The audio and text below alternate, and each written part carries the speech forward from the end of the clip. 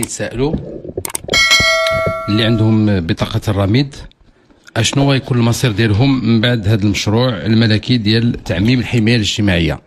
واش غادي يبقاو عندهم بطاقة الرميد ولا غادي تزول بطاقة الرميد؟ واش غتكون عندهم شي خدمات أخرى؟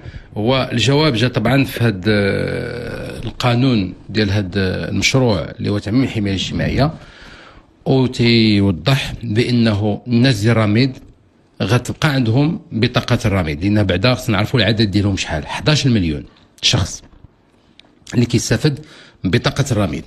كانوا لحد الآن في بطاقة الرميد كيخلصوا واحد المبلغ اللي هو رمزي، كاين المساهمة ديال الجماعة والمساهمة ديال الأفراد على حسب الدخل ديالهم وعلى حسب درجة الهشاشة ديالهم. المشروع طبعا أنا تنتكلم بناء على القانون والمقتضيات ديال القانون، والمشروع كيف كتشوفوا